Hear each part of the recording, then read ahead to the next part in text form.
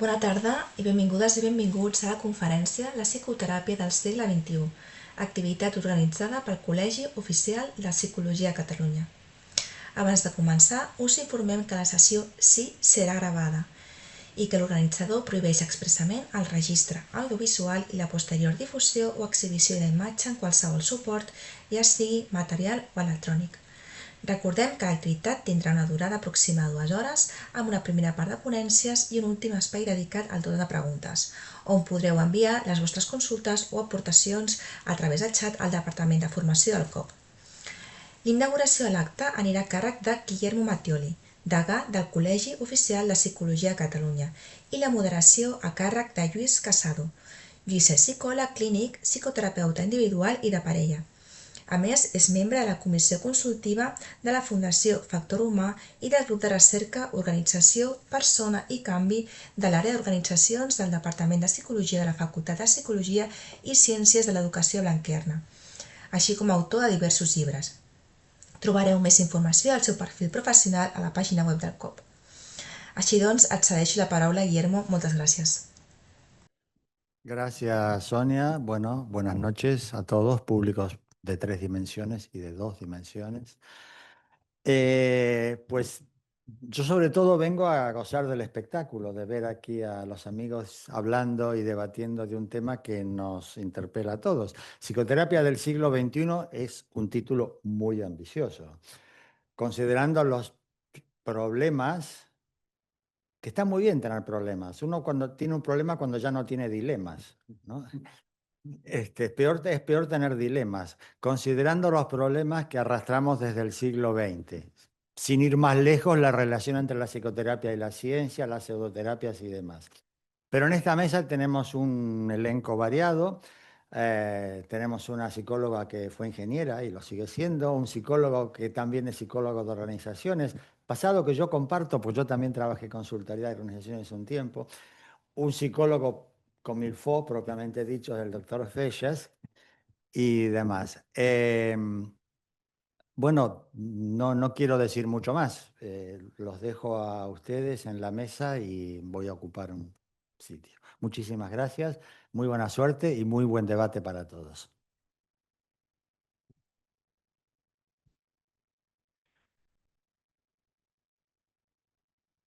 Gracias, Egano, por inaugurar estas jornadas. Buenas tardes. El acto se celebrará en castellano. Tenemos colegas de otros lugares conectados, me imagino, online, porque además esta tiene la ambición de ser la primera mesa de una serie de mesas redondas a celebrar en distintas ciudades para debatir sobre la psicoterapia en el siglo XXI. Todos sabemos que estamos en un momento importante para la psicoterapia. El debate sobre cómo delimitar la psicoterapia, cómo regular la formación de los psicoterapeutas está en la mesa profesional y de colegios profesionales, afortunadamente, en un momento en que además cada vez es más importante la labor de los psicoterapeutas en una sociedad que tiene indicadores de salud mental no especialmente favorables. Y lo vamos a dejar ahí. ¿Vale? Esta serie de mesas redondas que inauguramos hoy, en realidad surgió a iniciativa de una asociación profesional, el Foro de Psicología y Psicoterapias Humanistas, y tiene mucho que ver con un tema que has mencionado, Guillermo, que es el tema de las pseudoterapias. A ver, si queremos delimitar y dar a conocer, transmitir a la sociedad un mensaje potente de la psicoterapia, una de las cosas que deberíamos empezar a hacer es no pelearnos entre nosotros. ¿Vale? La mesa de hoy justamente plantea la alternativa a ese conflicto permanente entre escuelas porque está centrada en aspectos de qué podemos integrar en el mundo de la psicoterapia. ¿Qué pasaría si colaboramos y aprovechamos lo que aporta cada uno de nosotros en lugar de competir testosterónicamente a ver quién sabe más? ¿No? Este es el tema que planteamos aquí. Claro, en el foro nos dolió especialmente que algunas psicoterapias humanistas, además, aparecieran como pseudoterapias, ¿vale? Y de manera pública, ¿no?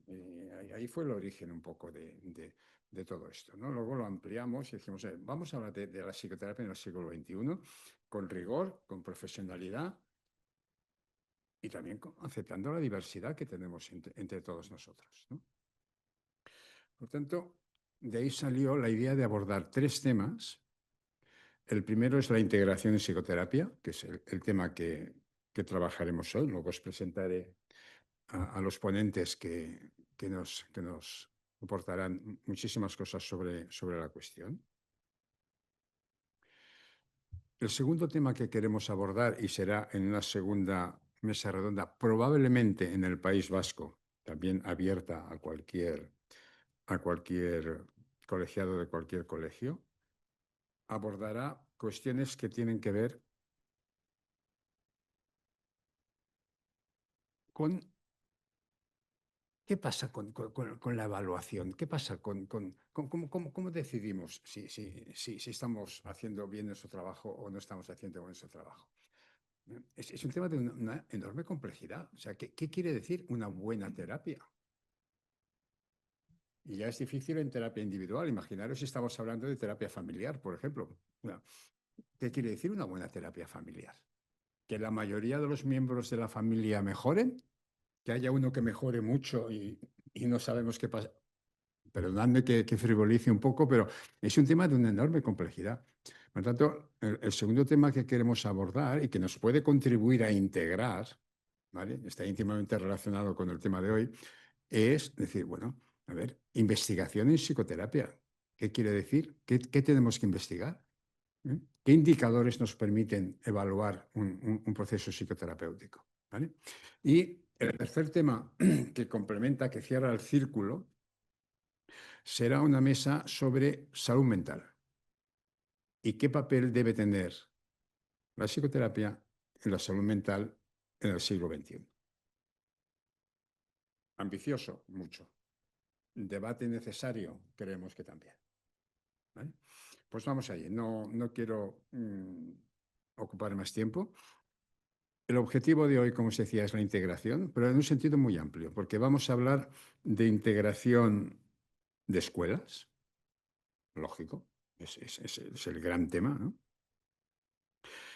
Pero también, ¿cómo podemos integrar mejor los formatos de intervención? La psicoterapia individual, la psicoterapia de pareja, la psicoterapia familiar. ¿Cómo podemos integrar bien la intervención psicoterapéutica con la prevención, por ejemplo? Es decir, que cuando hablamos, o hablaremos hoy, o hablaréis, ¿eh?, de integración, vamos a intentar hacerlo de la manera más amplia posible, más allá de la simple integración de escuelas. Y con un tema que en una mesa celebrada a 2025 no podemos obviar. ¿Qué hacemos con la digitalización? ¿Qué hacemos con la inteligencia artificial? ¿Y cómo integramos todo esto en nuestra práctica profesional? Estos días salió en la prensa, y con esto acabo, una noticia que es preocupante. Uno de los temas recurrentes de consulta de los adolescentes a las distintas formas de inteligencia artificial tiene que ver con consultas psicoterapéuticas. Es decir, la juventud está convirtiendo las plataformas de inteligencia artificial en su psicoterapeuta privado, con los riesgos que esto comporta. De todo esto vamos a hablar, y lo vamos a hacer, afortunadamente, con la presencia de 2 ponentes que tienen muchísima experiencia sobre los temas que vamos a abordar. En primer lugar, hablará Guillem Feixas. Él es catedrático en la Universidad de Barcelona y miembro numerario del Instituto de Estudis Catalans y del Instituto de Neurociencias de la Universidad de Barcelona. Él desde siempre, que yo te recuerdo ya, eras integrador, desde hace muchísimos años, pero integrador en primera persona, ¿no? ¿Vale? Y bueno, no voy a relatar aquí la gran cantidad de me quedé, cuando actualizamos su currículum me quedé impresionado, porque como lo más normal del mundo, habla de un centenar de artículos y unos 10 libros, ¿no? Como si no fuera nada más. La segunda parte, más centrada en la prevención, contamos con Victoria Fernández, doctora en psicología, ingeniera. Ella trabaja como psicoterapeuta de adultos, es profesora en la universidad, en la Facultad de Psicología Blanquerna de la Universidad Ramon Llull, y tiene también una serie de publicaciones muy interesantes. La última es un libro muy interesante sobre psicoterapias humanistas, en plural, psicoterapias humanistas, en las que en cada capítulo, y esto conecta con la segunda de las mesas redondas, dedica un apartado a las investigaciones que existen sobre ese modelo psicoterapéutico y su eficacia como psicoterapia. Por lo tanto, Guillem, Juan Vulguis. Muy bien. Bueno, muchísimas gracias al Colegio de Psicología, a los organizadores, especialmente pues a Luis, para haber pensado en mí para este tema. Tengo que decir que claramente yo obedientemente he puesto el título que se había pactado, pero a mí me viene muy grande. Es decir, que creo que me falta perspectiva para poder hacer, digamos, pronósticos o juicios suficientes para pensar en todo este siglo. Pero bueno, lo intentamos, o hablaré al menos de lo que sé, que en parte tiene que ver con el siglo pasado, pero bueno, intentaré. A ver. Vale. Bueno, digamos que la psicoterapia siempre ha estado relacionada con el contexto sociohistórico, es decir, que han habido una serie de circunstancias que han hecho que la psicoterapia se expandiera, que hubiera una multiplicidad de escuelas, por ejemplo. A mitad del siglo XX pues, se dio una condición en la que en Estados Unidos se reconoció por primera vez algo que es obvio desde ahora, pero que es que las guerras generan un estrés postraumático, se creó la red de veteranos, a partir de ahí se estableció la primera figura de un psicólogo clínico, todo esto, ¿no? ¿Cuántos cientos de años hay que hay guerra y gente con estrés postraumático, pero no existían, ¿no? Eh, un día me di cuenta que en las películas del oeste nunca sale alguien con problemas de salud mental. No está en el esquema. O sea, sí que es verdad que existía el loco del manicomio, por decirlo con perdón, pero la salud mental, como la entendemos ahora, forma parte de un marco mental que tiene que ver con nuestro contexto sociohistórico, ¿no? Bueno, entonces, claro, justo lo que hablaba Luis, ¿no? De las tecnologías y tal, pues claro, es un transpúa todo esto, ¿no? Seguimos con las escuelas después de hace tantos años porque también es una necesidad profesional. Es decir, nuestra identidad profesional es algo importante y la escuela nos ayuda a tenerla. Al mismo tiempo nos obstaculiza otras cosas, ¿no? Pero curiosamente, ya en el año 82 se hizo una encuesta en Estados Unidos en la que se ponían varios modelos y en último momento a alguien se le ocurrió poner la opción de ecléctico. Y resulta que es la opción que tuvo más adeptos, ¿no? Lo cual dice que tenemos una ambivalencia con las escuelas. Por un lado, las necesitamos, pero por otro lado, digamos que nos complican un poco, ¿no? A ver, aquí hay una especie de evolución de las escuelas y vemos cómo el eclecticismo, digamos, sigue teniendo un papel importante, aunque algunas escuelas pues aumentan más su propensión a tener respuestas positivas en las encuestas, ¿no? A ver, vale, son unos datos de 2012 que evidentemente las preguntas ya marcan mucho cómo van a ser las respuestas, pero vemos también de aquí como una opción integrativa o ecléctica es claramente más preponderante que el resto de opciones, ¿no? O sea que vemos aquí una importancia también de los enfoques humanistas, psicodinámicos, en fin. Esto también va mucho por barrios, ¿no? Esto es bastante amplio, pero estoy seguro que si esto se hace en Buenos Aires o en Roma o en Barcelona, los datos serán distintos. No tengo datos de Cataluña, quizás los hay y no los he buscado o encontrado, pero bueno, aquí tenemos, digamos, esto mismo en términos de número de artículos. Y vemos que no existe la integración, ¿eh? Si vemos la anterior, la integración es muy importante. Ups. Vale, a ver cómo. A ver, no consigo ir para atrás. A ver, aquí sí, con estas flechas. Vemos aquí que la integrativa ecléctica es muy grande, la cognitiva conductual un 10%. Cuando vamos a estudios empíricos, vemos que este enfoque se dispara y los otros pues están en un cierto nivel menos destacado, digamos, ¿no? O sea que hay una diferencia entre la afiliación que la gente dice que tiene y el número de publicaciones en revistas y en artículos.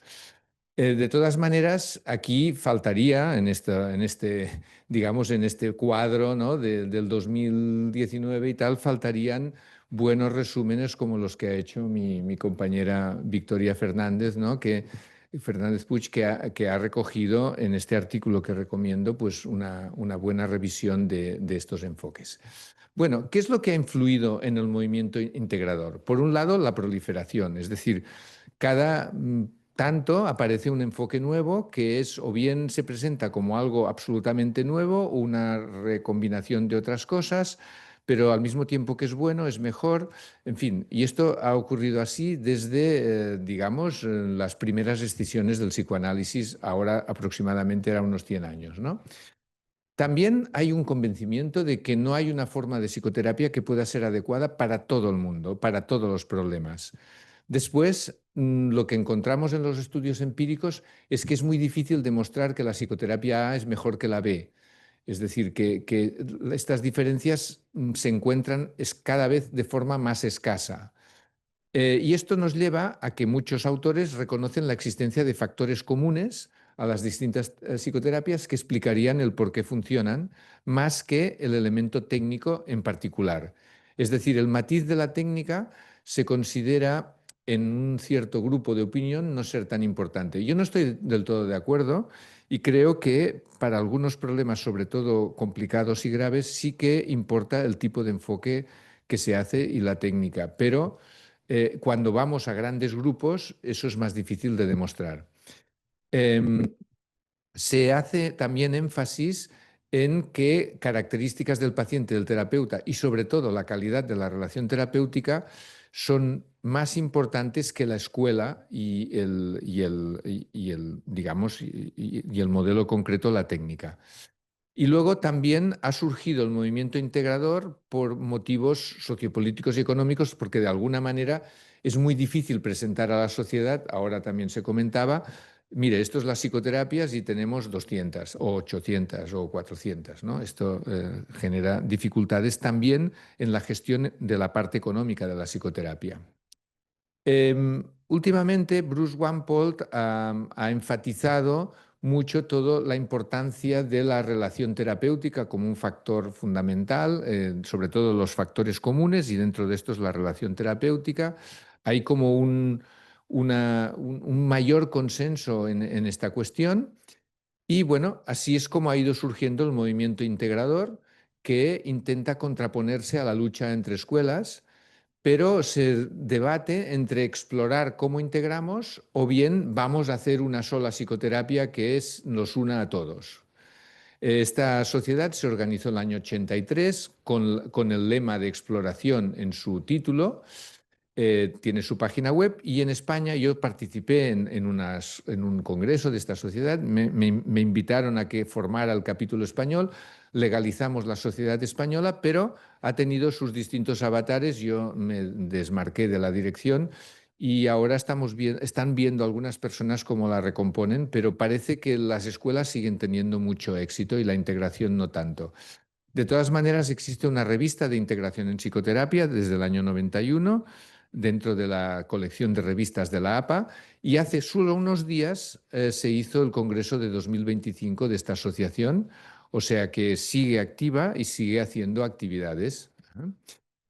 Bueno, me llamó la atención este título, ¿no? de intentar tratar a los terapeutas intentando que se desradicalicen de las creencias radicales en su propio modelo, ¿no? Y invitando a encontrarnos de nuevo. Me gustó la temática. Bueno, una perspectiva sería ver la integración como un signo de madurez de la profesión, ¿no? Es decir, de un simplismo absolutista y dogmático, mi enfoque es el mejor y es mejor y los demás están equivocados, a entender que algunas cosas funcionan mejor y otras peor según el caso y el momento, de alguna manera, no puedo cobijarme en simplemente aplicar un modelo, sino que debo comprometerme a mejorarlo. No puedo dar por sentado que simplemente mi modelo ya va a servir porque es el mío y porque es el que he escogido, ¿no? Dentro de este movimiento de integración hay como tres grandes bloques. Por un lado, el eclecticismo técnico, por otro lado, la integración teórica y luego está el bloque de los factores comunes. Dentro del eclecticismo técnico hay varias opciones, el pragmatismo, la orientación y el sistemático, lo veremos rápidamente.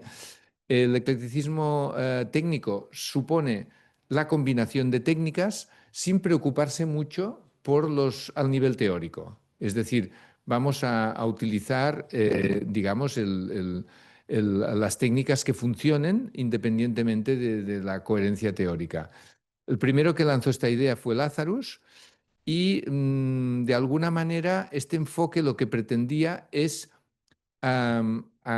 tomar decisiones sobre las técnicas, pero no en base a la intuición, que es que hoy me parece que esto va bien y mañana siento que esto va de esta forma, un poco porque la intuición, que puede tener muchas virtudes, tiene una virtud que nos preocupa sobre todo a los que hacemos formación en psicoterapia, que es que si yo le digo a mis alumnos o mis psicoterapeutas en formación que esto es lo que hay que hacer porque lo intuyo así, ¿cómo van a aprender?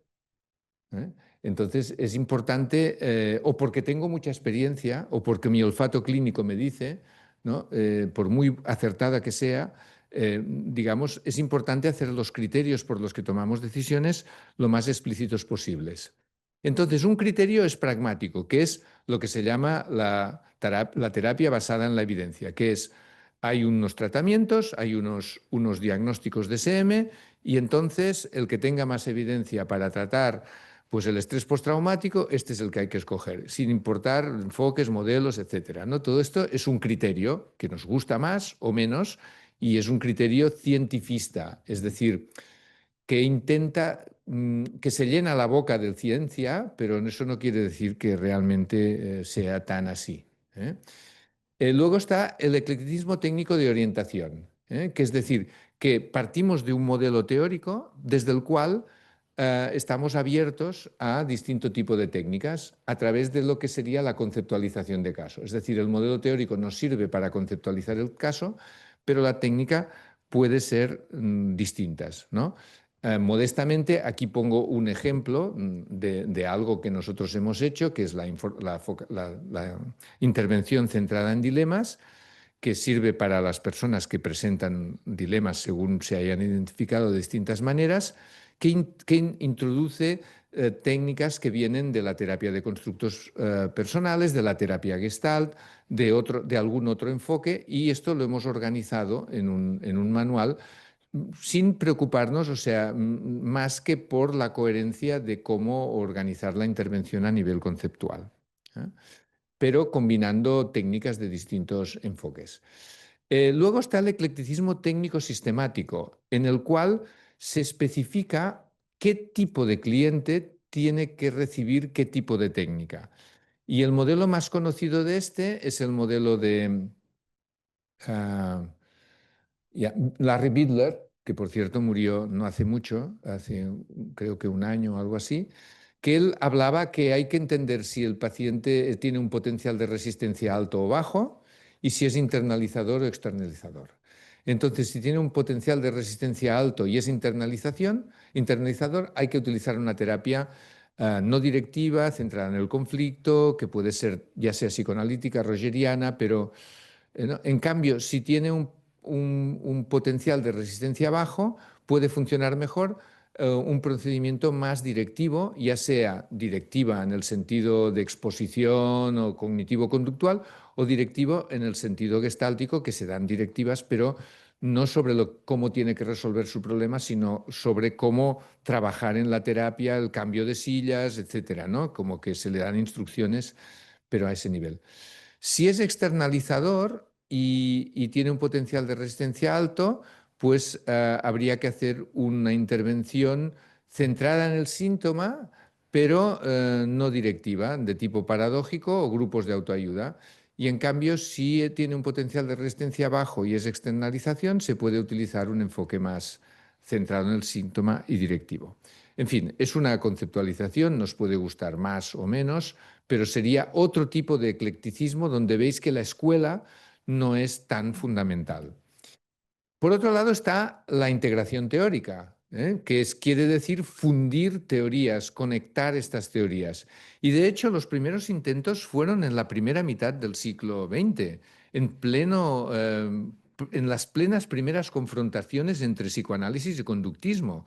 Y por tanto los enfoques que se plantearon en ese momento eran intentando unir psicoanálisis y conductismo, y el ejemplo más actual, que por suerte aún vive, que es Paul Wachtel, que fue el fundador de la Sociedad de Exploración en Psicoterapia, uno de los 4 fundadores, y tiene, por ejemplo, un título de un libro que es Acción e Insight, cómo combinar lo conductual con el insight. Él se ha formado como psicoanalista y se ha formado como conductista, entonces hace una aportación. Por otro lado está la integración teórica amplia de muchas teorías, y en este sentido destacaría la psicoterapia integradora humanista, que combina aportaciones de autores tan diversos como, y aquí tenéis la lista, que como veis es bastante larga y bastante amplia, ¿no? Y pongo 2 ejemplos de libros que están disponibles, y los que no es solo una conceptualización mental, sino conceptual, sino que se baja a problemas específicos concretos. Entonces, las técnicas en este enfoque se deciden en función del marco teórico que se ha integrado. Bien, luego está la integración metateórica, que bueno, es un poco combinar solo aquellos enfoques que son epistemológicamente congruentes. No voy a detenerme mucho en esto. Y dentro de los factores comunes, pues hay una lista amplia, ¿no?, entre lo que destaca la relación terapeuta-cliente, pero hay mucha serie de cosas que se consideran comunes, ¿no? Está el clásico que ahora está volviendo, ¿no?, el de sugestión y persuasión, que ahora Walpole creo que ha publicado un libro que es como la nueva versión de la cuestión de la persuasión de Frank, de Jerome Frank, ¿no?, en los tiempos, en el siglo XXI. Bueno, hay distintos trabajos que intentan como organizar todo este campo de los factores comunes en distintas facetas: el apoyo, el aprendizaje y, y la acción, ¿no?, que definen estos factores comunes en función de estos grandes grupos. Bueno, yo lo que planteo es que la identidad y sus conflictos también puede ser un tema integrador. Y lo que he visto, creo que aquí no tengo la diapositiva, ahora que pienso estaría bien, es que el tema de la identidad ha estado presente en la psicología y la psicoterapia desde bastante tiempo, ¿no? Con muy pocas publicaciones, pero en los últimos 10, 15 años ha tenido un aumento impresionante. Es decir, cada vez más se habla de identidad. Pondré un ejemplo concreto que no pensaba hablar, pero, por ejemplo, cada vez más en los últimos 7 años o 8 años, en la rehabilitación del daño cerebral adquirido, se dice que es importante la rehabilitación logopédica, la rehabilitación física, pero que es importante el tema de la identidad, porque ya no soy la misma persona de antes del ictus o de antes, ¿no?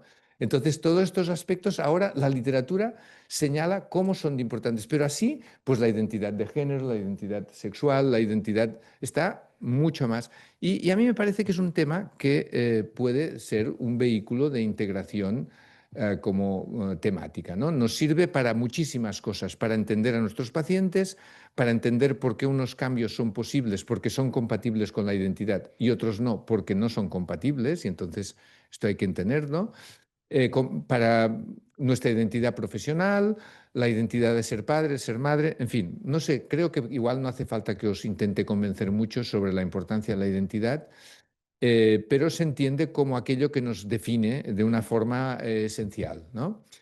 Y los problemas con la identidad se han reconocido desde hace mucho tiempo.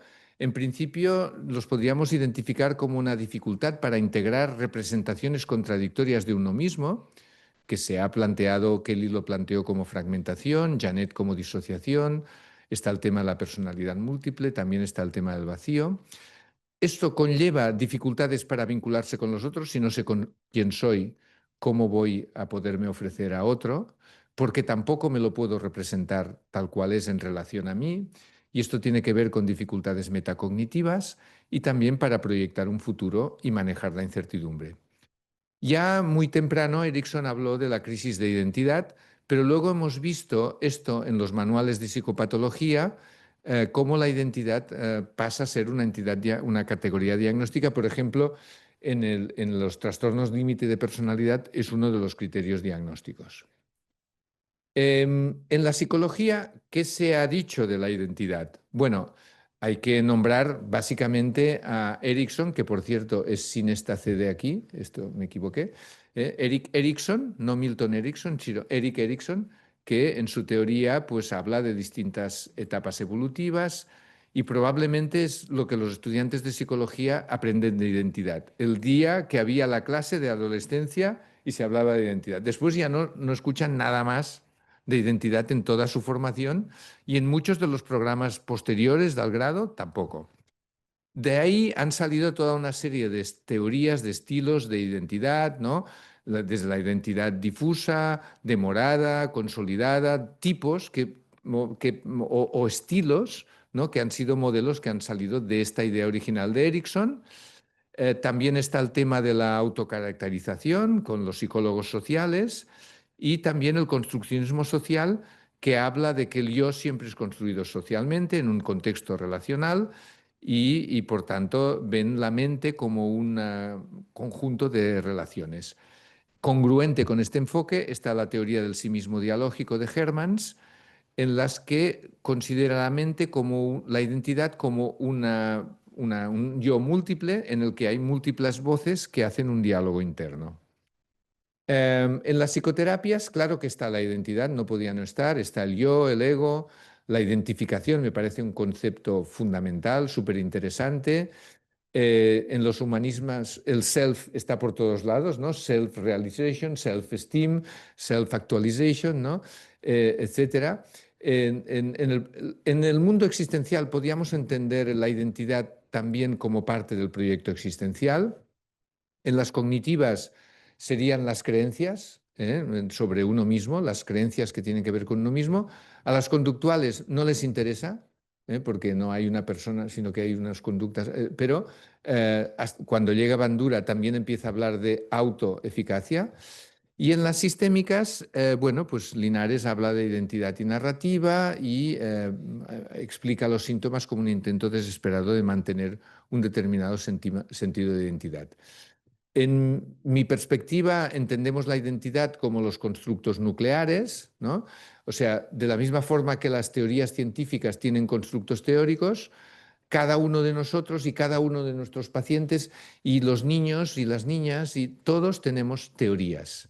Y estas teorías, a diferencia de las científicas, están hechas de constructos personales que son fruto de la experiencia. Entonces, Kelly se dedicó a estudiar estos constructos y a desarrollar métodos para estudiar estos constructos que tienen las distintas personas. Y distinguió los core constructs, o sea, los constructos que están en el corazón del sistema y que son más supraordinados, como aquellos que tienen la función de mantener la continuidad psicológica de la persona. y por tanto son los que se identifican con la identidad. Cuando más supraordinado o identitario es un constructo, más resistente es al cambio. Para explorar los constructos, los que me conocéis ya sabéis que hemos desarrollado con las décadas más esta técnica de la rejilla, que no es un test convencional, sino que se diseña para cada persona para explorar sus constructos. Este es el gran cuestionario, no tiene nada, no tiene ningún ítem, porque la gran fuerza que tiene esto es que todo hay que construirlo con la persona. O sea, no viene dado los ítems, sino hay que trabajarlos con la persona, con una metodología que es la metodología de rejilla. Para explicar un poco esto y para ver el tema de la integración, yo he hecho mi propia rejilla. O sea que ahora os voy a compartir mi rejilla sobre el mundo profesional. Es decir, yo he puesto una serie de autores que son para mí importantes y vemos cómo yo he integrado la psicoterapia. Yo no soy modelo de nadie, pero lo que puedo mostrar es cómo, de alguna manera, podemos pensar en la integración pensando en constructos, en este caso de tipo conceptual, de tipo no personales, ¿no? Y podemos ver cómo esto nos puede permitir orientarnos en este mundo de las distintas terapias, ¿no? Por ejemplo, el hecho de que la teoría tenga un foco más intrapsíquico o un foco más relacional. Para mí es un constructo importante. O que tenga un foco más teniendo en cuenta el cuerpo o más estrictamente mental. O que confíe en los recursos del cliente o que piense que lo que pasa al cliente o al paciente es que tiene unos déficits que el profesional los tiene que nutrir, los tiene que aportar o entrenar, ¿no? O bien que si estás centrado en el marco conceptual del cliente o bien estás aferrado a tu marco conceptual y a tus técnicas. Y lo que el cliente le apetece o le gusta o sus preferencias o lo que le viene bien te importa menos que tus propias preferencias o apetencias técnicas. O bien si intentas modificar una estructura interna de cualquier tipo o trabajas y por tanto tienes como un objetivo a largo plazo en la terapia, o bien trabajas con lo que, a ver qué me trae hoy, y lo que hoy me traiga lo trabajaremos. Y nada más, no busco modificar ninguna creencia o ningún esquema funcional, ¿no? O bien el foco en la utilización, es decir, todo lo que trae el cliente, síntomas o no síntomas, cualquier aficiones, cualquier cosa, es algo que tengo que ver cómo utilizarlo. Aquí algunos avispados verán la influencia de Milton Erickson y la utilización. O bien el que todo lo que trae el cliente puede ser indicación de algún síndrome psicopatológico que no ha sido evidentemente mostrado hasta ahora y por tanto es sospechoso de un posible diagnóstico, ¿no? Para mí son como dos visiones de la psicoterapia. La terapia con contacto visual directo o la terapia en la que en muchos ratos el cliente está con los ojos cerrados. Este es otro constructo que yo tengo. La terapia que enfatiza mucho la investigación, mucho y quiere basarse, o aquella que tiene alergia a todo lo que sea investigación y se basa en ideas como la intuición, el encuentro, etcétera, pero incompatibles con la investigación.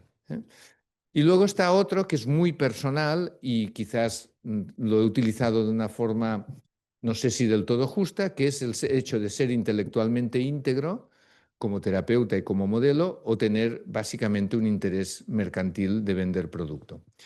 Bueno, entonces, de alguna manera, pues estas puntuaciones que yo he dado a Freud, Rogers, Pelz, Verne, todos estos autores, ¿no? Erickson, este es el Milton Erickson, no el Erickson de la identidad, ¿no? Pues utilizando un instrumento de análisis de la rejilla, de trabajo con la rejilla que se llama AMY, Explore Your Meanings,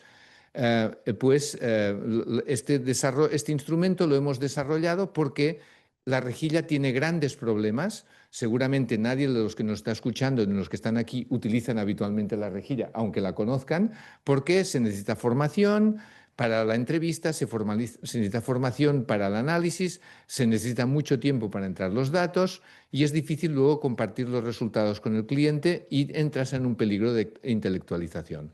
Por eso hemos creado esta plataforma digital, que es donde la tecnología entra, ¿no? Que es una tecnología para ayudar a todas estas dificultades que tiene este instrumento, que facilita la entrevista, proporciona un informe al segundo de los resultados, no hace falta entrar los datos porque las preguntas se hacen delante del ordenador y ofrece una visualización en 3D para poder entender mejor los resultados, ¿no?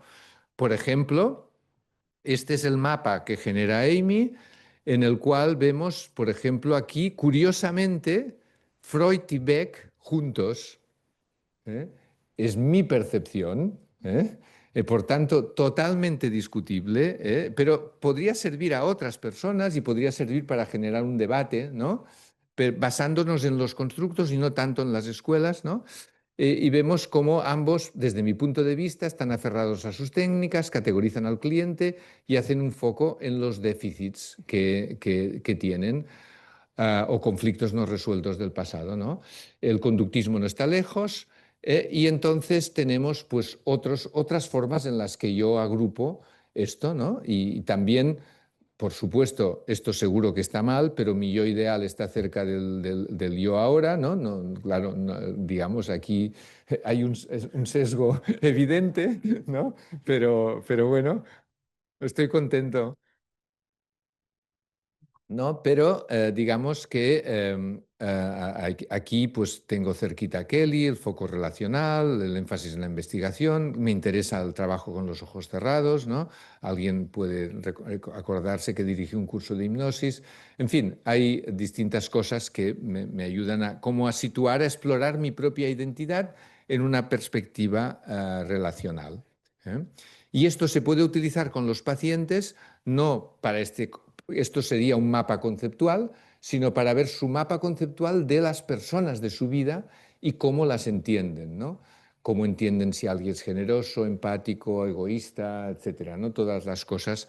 Entonces, esto permite a la persona aumentar su autoconocimiento, creemos, ¿no? Y sobre todo cuando lo explora con realidad virtual, es una experiencia inmersiva, emocional y es mucho menos intelectual que el diálogo cara a cara puede ser a veces.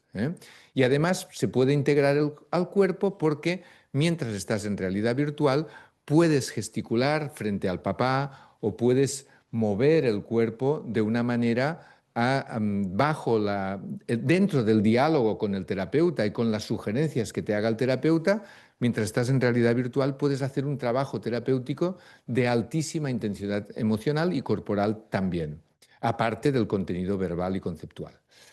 Entonces, hemos creado una intervención en 3 sesiones de tipo preventivo. Aquí es donde entra la prevención. Esta intervención la hemos aplicado con la idea de mejorar factores que son preventivos de salud mental, como el propio nivel de salud mental en este momento, valga la redundancia, pero claro, si alguien ya tiene algo de sintomatología depresiva, eso hay que atenderlo. El bienestar, la autoestima, sabemos que es protectiva de muchos problemas, la función reflexiva, también llamada mentalización, y la satisfacción con la vida. Si alguien tiene bien todo esto, lo tenemos bien, estamos bien. Y si no lo tiene bien, pero no tiene un trastorno, estaría bien trabajarlo para que no llegue a ese trastorno. Entonces, hemos hecho una sesión, un programa de 3 sesiones. En la primera recogemos los objetivos de la persona, si tiene algo que le pica un poco qué es lo que quiere cambiar, conocemos un poco su familia. En la sesión 2 pasamos la rejilla con la plataforma Amy y en la sesión 3 hacemos la exploración inmersiva, pero también señalamos aspectos a partir de los resultados de su rejilla que podrían ser como elementos que le favorezcan el crecimiento y el desarrollo personal por sí mismos. Entonces, esto lo hemos hecho con 72 jóvenes sin diagnóstico. Por eso hablo de una intervención preventiva. Y bueno, lo que hemos obtenido es que, por ejemplo, en depresión tenemos que si el rango normal está entre 0 y 9, vemos que la mayoría efectivamente están bien, pero tenemos unos cuantos casos aquí, estos chicos, hombres y estas mujeres, que están en un rango un poco preocupante. Después de la intervención, color rosa o rojo, vemos cómo se nos ha quedado alguno por aquí, ¿no? pero hemos reducido bastante el nivel de gente que está, digamos, en riesgo. Por tanto, hablo de una intervención preventiva. Si miramos el CORE, que es un instrumento bastante amplio que incluye el malestar en un sentido general, vemos que también ha bajado. Normalmente el nivel normal en CORE es de 0 a 1. Vemos que estaban por ahí al inicio y luego pues quedan algunos que aún están un poquito, digamos, con mayor malestar, pero que han mejorado. Si miramos la autoestima, en general ya estaban bastante bien, el ámbito medio era 20-30, estaban un poco por encima, ¿no? Pero con esto mejoran bastante. Y luego si miramos la función reflexiva, también aumenta, ¿eh? Es decir, que no aumenta de una forma espectacular, pero sí que aumenta y se mantiene al mes de seguimiento. La satisfacción con la vida sigue aumentando después de la última sesión, de estas 3 sesiones, y luego también vemos que de una forma un poco distinta en hombres y mujeres, vemos que las mujeres, curiosamente, están más satisfechas en esta muestra, y lo cual nos congratula, por supuesto, y vemos como incluso alguna que estaba más insatisfecha, pues después del seguimiento está un poco mejor. Es decir, que tenemos ciertos cambios y hay bastantes con nivel 10, que es el máximo de satisfacción con la vida. O sea que esto, como intervención preventiva, hacer unas cuantas personas como más súper satisfechas, más felices con la vida, pues tendría que ser positivo. Acabo aquí porque he tomado ya mucho tiempo y agradeceré mucho pues, poder seguir debatiendo y cualquier comentario que hagamos. Muchas gracias, Guillem. Las preguntas, si os parece, las acumulamos al final, ¿eh? Porque van a haber, tú has hablado de prevención, tú vas a hablar de prevención, Claro. ¿eh? Van a haber cosas que se integran, ¿no? Por lo tanto, si os parece, guardamos las preguntas para después, cuando quieras, Victoria. Digo, bueno, en primer lugar, agradecer tu exposición, que ha sido interesantísima. Delante de esto, no sé yo si me tendría que... Vale, pues buenas tardes a todos. Mi ponencia va a tener un carácter mucho más ligero, en el sentido de que me he puesto a estudiar cómo es la prevención que se está haciendo en salud mental desde el ámbito de la sanidad y cuál es el papel de las psicoterapias. Entonces, es un tema amplio y a ver si espero que sea interesante. Esta será un poco el guión de la presentación. La presentación primero es qué es prevención en salud mental, después hablar del modelo salutogénico, que es un modelo que está dentro del ámbito de la sanidad desde hace tiempo y que hay el plan de, bueno, ahora lo hablaré. Después el concepto básico, que es el sentido de coherencia, me limito a este porque si no sería muy amplio. ¿Cómo es la psicoterapia? ¿Cómo entiende a la salud mental Antonovsky, que es el autor de este modelo? Después la psicoterapia como activo de salud, que aquí es donde entra la psicoterapia como elemento preventivo y su importancia. Y después lo que sería el proceso salutogénico y las conclusiones, que al final he puesto últimas consideraciones. Bien, entonces, ¿qué es? A ver si pudiera quitar esto negro. Ay, ahora se ha ido, pero ahora anterior. Vale. Bien, entonces, a ver que tenga mi chuleta. Primero, hablar de prevención en salud mental. Quiere decir hablar de promoción, también se puede entender como hablar de promoción. Cuando hablamos de prevención estamos enfocando más para que no sucedan una serie de cosas, mientras que hablar de promoción es para que sucedan una serie de cosas que son las que van a hacer que la persona se encuentre en mejores condiciones. Siguiendo tu análisis, pues claramente la satisfacción con la vida, la capacidad de reflexión son elementos que que promueven la salud mental, más que no estamos fijándonos en cosas que no suceden. Entonces, hablar de prevención de salud mental también hay que hablar de determinantes sociales de la salud. No todas las personas estamos en un mismo contexto social y en unas mismas condiciones. Por lo tanto, los determinantes sociales de la salud hacen referencia a esas condiciones económicas, sociales, culturales, de ambiente, medioambientales. Vivir en un lugar donde hay contaminación es peor que vivir en un lugar donde no la hay. Vivir en un lugar donde hay violencia, de un entorno que sales a la calle y tienes que ir con cuidado, también va a condicionar la salud mental.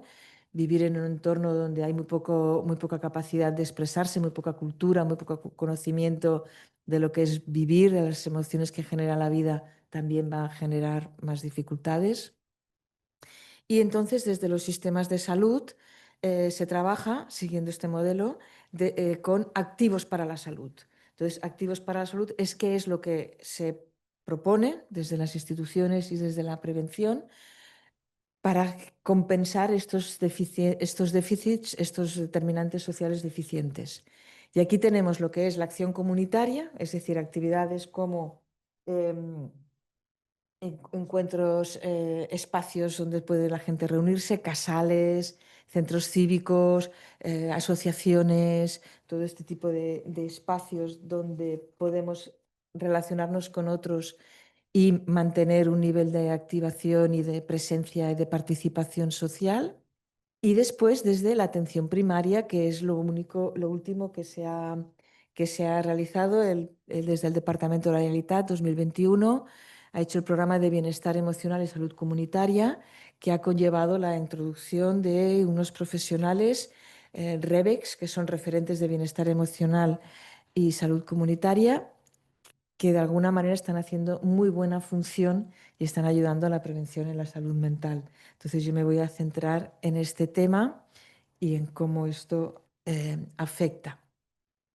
Primero, bueno, yo decir que dentro de mi perspectiva como psicoterapeuta, me siento psicoterapeuta humanista. Estoy, por supuesto, integrando todos los saberes que se generan desde otras corrientes. Y una de las cosas por las que yo me siento humanista es porque la psicoterapia humanista se centra en lo que nos hace felices, en conseguir que la persona pueda desarrollarse en sus recursos, ¿no? Y esto es una cosa que comparte plenamente con la perspectiva salutogénica, que es muy divertido cuando él lee el libro de Antonovsky, 1985, más o menos, que él dice, de esta investigación se investiga cuáles son los problemas, cuáles han sido los factores de riesgo, qué es lo que hace que estas personas estén más enfermas. Qué pena que a la vez no se ha investigado qué sucede con el grupo de personas que no ha sido hospitalizado, que no ha caído en enfermedad. Es decir, qué circunstancias tenían estas personas que les han permitido tener la misma condición, pero sin embargo no desarrollar la enfermedad. Entonces la pregunta es, ¿qué nos hace fuerte? ¿Cómo conseguimos mantener nuestra salud? Y por lo tanto, ¿qué es lo que contribuye a generar salud entre los individuos? Otra característica que aquí me gusta muchísimo, la psicoterapia humanista de alguna manera aquí no consiguió, es que en este modelo se introduce lo que es la red social, la comunidad, las interacciones, los grupos, la importancia de pertenecer. Y esto aquí se le da un papel fundamental, como iremos viendo. Después, el concepto de salud. Concepto de salud, en lugar de ser un estado, no se entiende tanto como un estado, sino como un proceso constantemente recreado. Es decir, que yo ahora tengo una circunstancia y estoy en un estado de salud, pero si en este momento, cuando vuelvo a mi casa, sucede algo que es doloroso para mí, mi estado de salud se va a ver alterado, voy a tener una situación muy estresante y por lo tanto lo que voy a tener es que gestionar ese momento de una forma que pueda gestionar. Entonces, mi salud mental va a depender más de cómo puedo gestionar este momento, cómo puedo recrear este momento, qué es lo que aprendo cuando paso por una situación difícil o dolorosa, cómo abordo estas situaciones y cómo consigo que estas situaciones, en lugar de ser pérdidas de salud, es decir, una situación de estrés me supone una pérdida de salud, bien, no es inmediato. Situación de estrés me va a movilizar una serie de recursos, voy a tener que poner en funcionamiento una conciencia y una intención y a partir de allí voy a poder hacer de esa situación una fuente de fortalecimiento y de desarrollo. Este es otro aspecto del modelo de salutogénesis que a mí me parece muy interesante, muy fascinante y que creo que desde las psicoterapias y desde la psicología también existe. Por lo tanto, no creo que vaya a decir nada nuevo. Quizás lo que voy a poner conceptos que pueden ayudar a dar más sentido a lo que ya se hace. Y una última idea propia del modelo de salutogénesis es, que se deriva un poco con lo que he comentado, él habla de health is disease. Is sería una situación de continuum. Entonces, momentos en que es fácil mantener la salud porque las condiciones son buenas, el momento es bueno, vivo bien, dispongo de los recursos que necesito, dispongo de una red social, me siento bien conmigo misma, he podido transitar pues, mis duelos, mis dificultades, mis carencias y por lo tanto estoy en un momento de un is, una facilidad en este continuum de salud, o bien estoy en un momento de disease en el que, bueno, pues me acabo de romper la muñeca y y tengo dificultades para moverme, de repente tengo problemas para mantener el trabajo, etcétera. Y entonces es en este continuum nos vamos moviendo y de lo que se trata es de poder gestionar de forma óptima lo que Antonovsky ya entiende que son que es la vida como una secuencia de situaciones difíciles o de situaciones fáciles, pero que es una secuencia cambiante, donde en cada momento voy afrontándolas y por lo tanto voy recreando mi salud.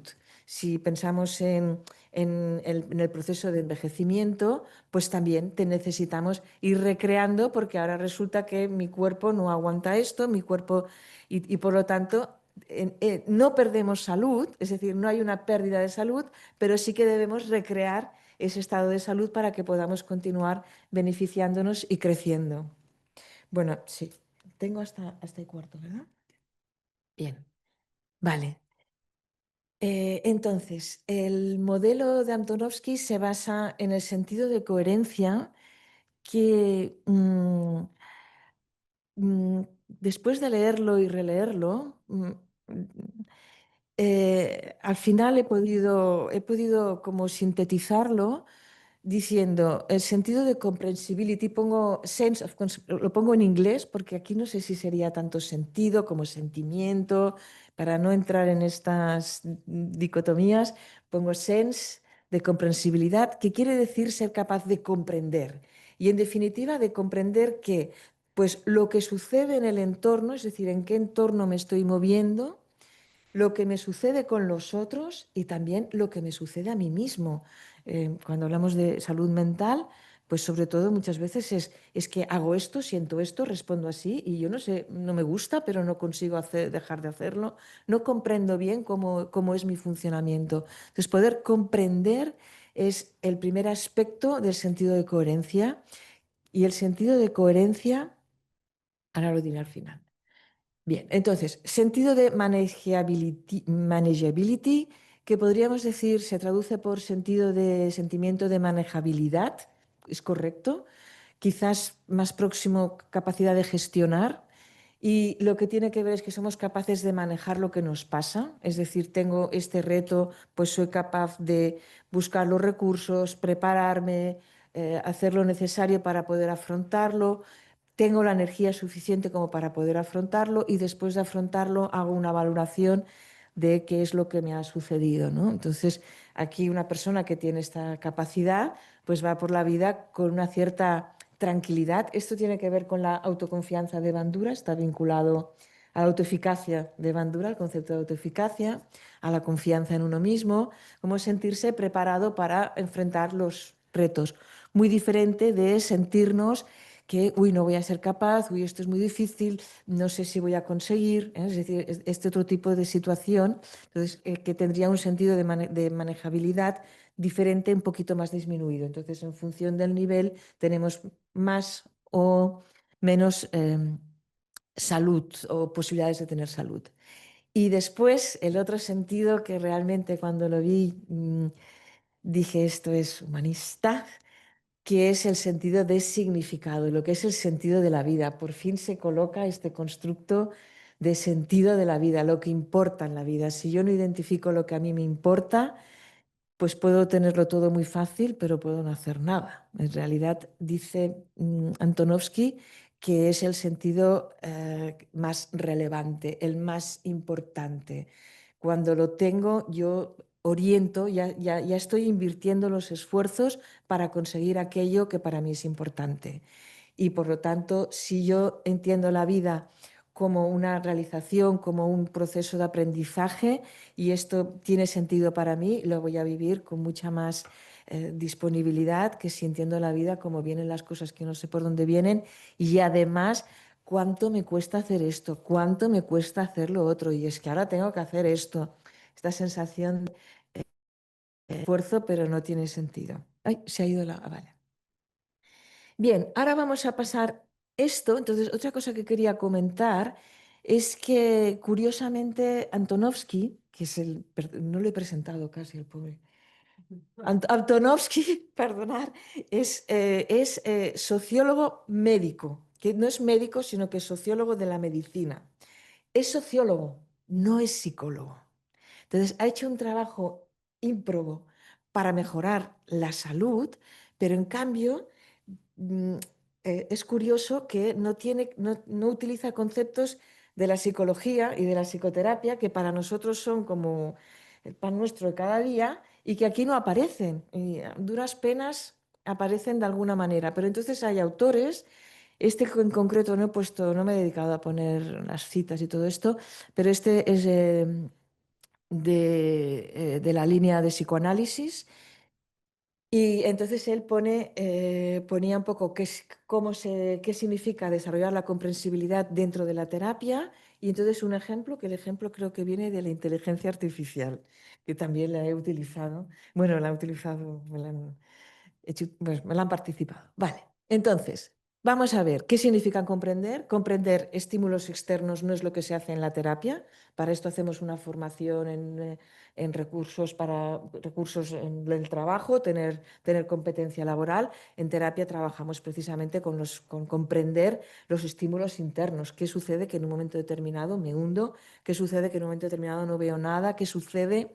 Entonces, poder entender qué es lo que me está sucediendo como un primer paso para después, una vez me identifico, también sabemos que hay que escuchar, porque muchas veces lo que nos pasa no merece nuestra atención, sencillamente se aparca. Me encuentro con que no hago lo que debería, pero no sé cómo, no sé por qué. Por lo tanto, atender, escuchar, comprender, aceptar, ¿no? Toda esta parte.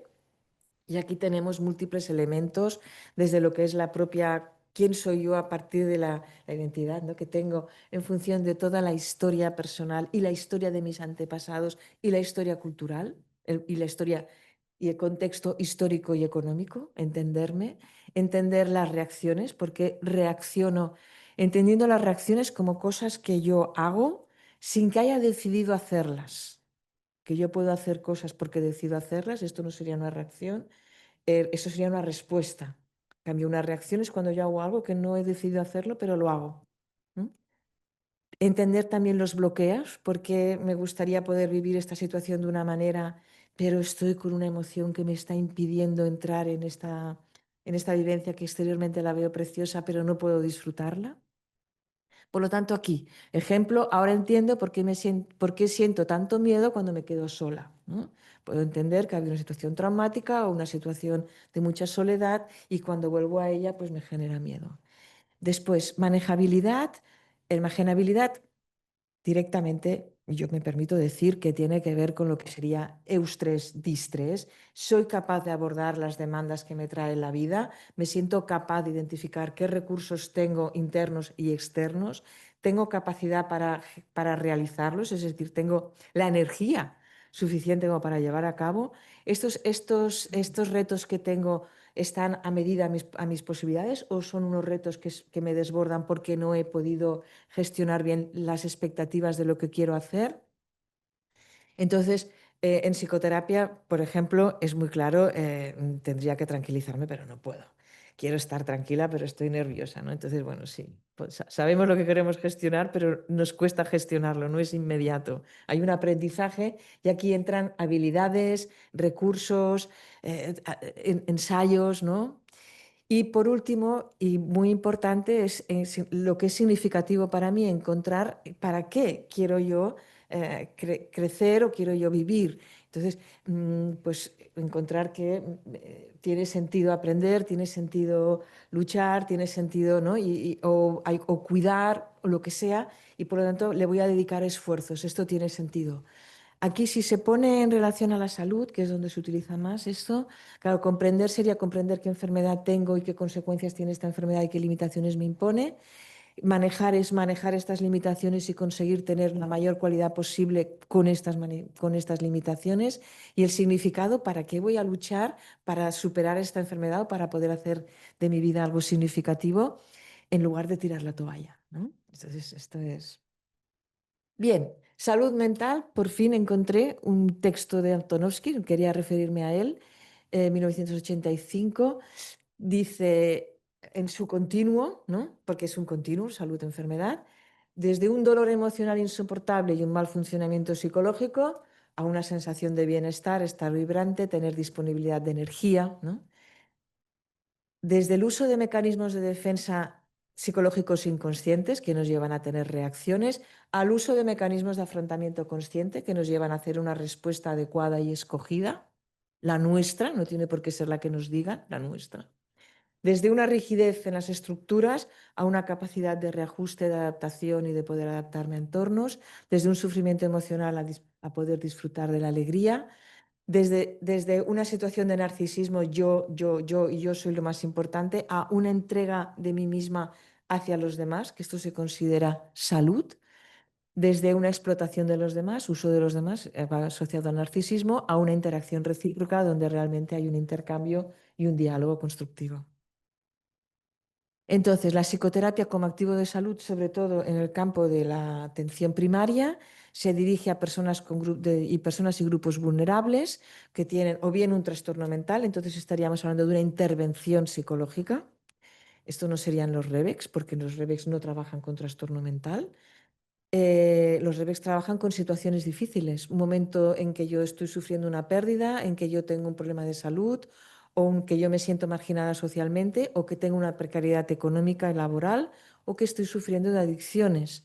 En estos momentos, si yo tengo un acompañamiento que permite que yo conecte con mis recursos, es probable que haga de esta situación un proceso de aprendizaje y salga victoriosa y con más fortalezas de las que tenía al inicio. Entonces, aquí está el trabajo en la prevención en salud mental. También sintomatología moderada, sintomatología tipo ansioso, depresivo, dolor crónico, insomnios, etcétera. También disponer de un apoyo, de un acompañamiento que me ayuda a comprender qué me está pasando, comprender cómo lo puedo manejar y sobre todo darle sentido a mi postura activa y responsable. Y aquí es importante porque con la significatividad el sujeto pasa de ser pasivo a ser activo y por lo tanto a tomar parte en el proceso de curación. No estamos defendiendo una persona consumidora de elementos del servicio sanitario, consumidora, me he adelantado, sino que estamos viendo una persona que es capaz de activarse y de ser responsable. Pero no es un a priori, es una consecuencia de. La responsabilidad se gana después de tener los apoyos. Entonces, el proceso de generación de salud, a mí me gusta decir salud igual a generar salud, porque en el momento en que una persona está en condiciones de generar su propia salud y generar salud en los otros, ya tenemos un nivel de salud suficientemente bueno. Entonces, ¿cómo sería? Persona, colectivos en dificultades, recibe atención y acompañamiento profesional, con esto logra superar con éxito sus dificultades, de esta forma mejora su capacidad para gestionar su salud y también mejora su capacidad para promover y generar salud en su entorno. Y esto revierte y por lo tanto se establece una espiral positiva en el que la inversión de esfuerzo que pueden hacer las instituciones se ve compensada por la activación y participación de las comunidades y por lo tanto hay un proceso de generar salud que va más allá de ir a aquellos riesgos. Entonces, bien, a ver,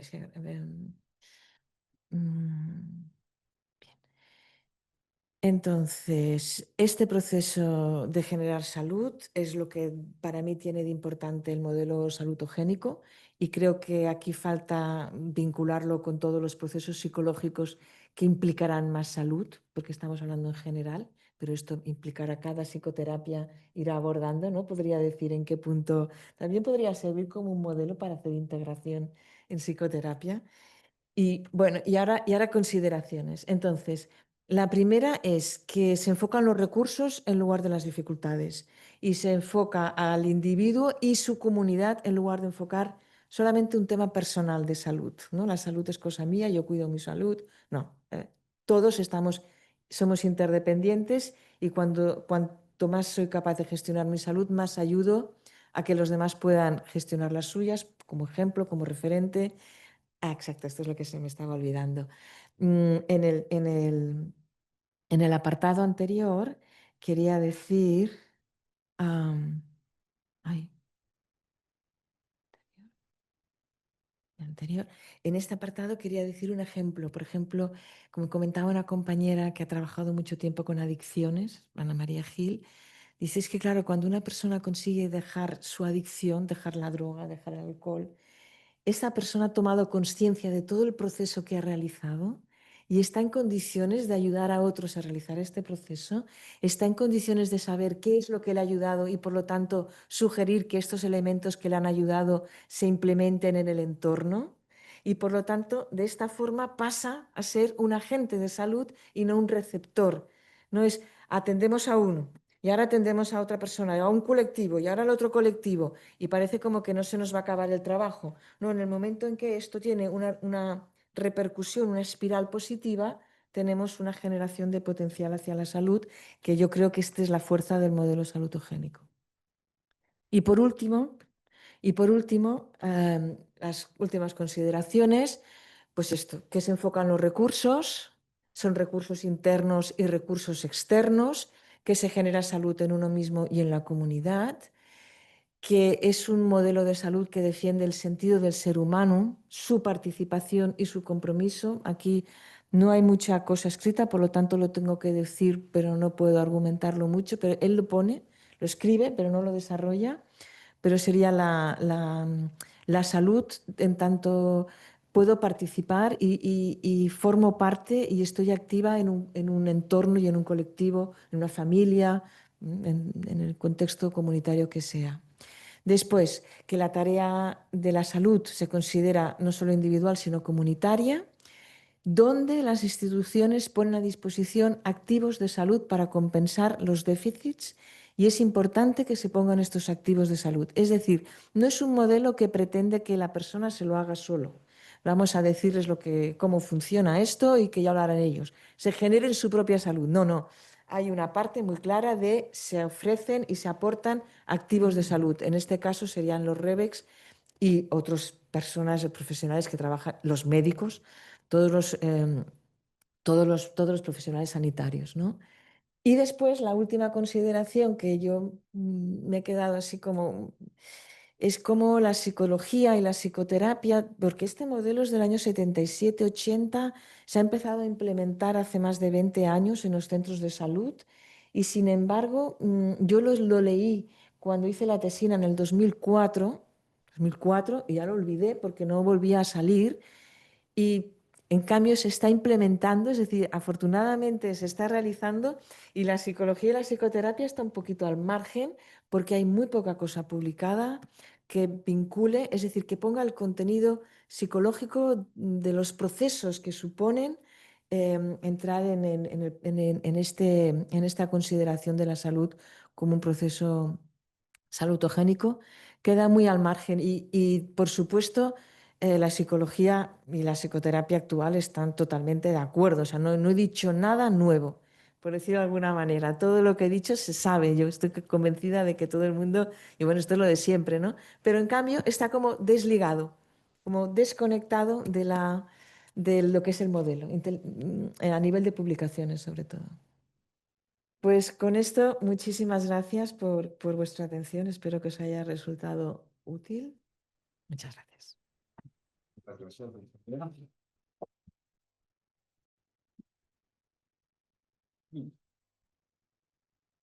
Tenemos tema, para debatir. A mí, si me permitís, y haciendo uso de mi prerrogativa de moderador, hablo yo ahora.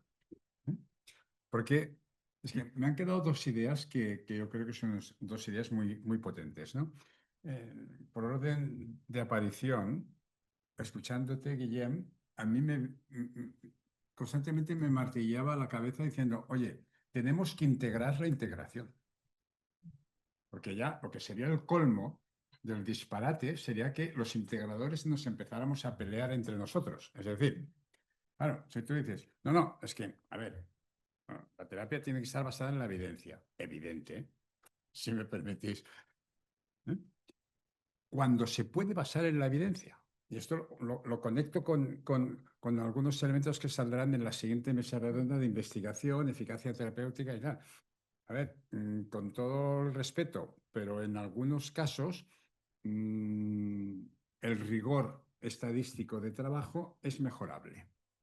Y estamos utilizando causalidades lineales ante fenómenos muy complejos. Esto es tema de la siguiente mesa redonda, por lo tanto no voy a insistir por ahí. Pero que tenemos que basarnos en la evidencia, por descontado. Que tenemos que tener en cuenta al cliente para decidir cómo intervenimos, por descontado. ¿Vale? Todo lo contrario sería la antiterapia. Es decir, me da igual el cliente que tengo. O sea, yo tengo la verdad y el que se equivoca es el cliente. Pues empezamos mal, ¿no? Integración teórica en aquello que se pueda, por descontado. Factores comunes. A ver, la investigación sobre factores comunes yo pienso que es clarísima al respecto. Y el foco en el vínculo terapéutico como elemento de eficacia. Es decir, si nos vamos a pelear por esto, necesitamos un terapeuta urgentemente. ¿Vale? Por tanto, la primera idea para mí es, oye, integremos la integración.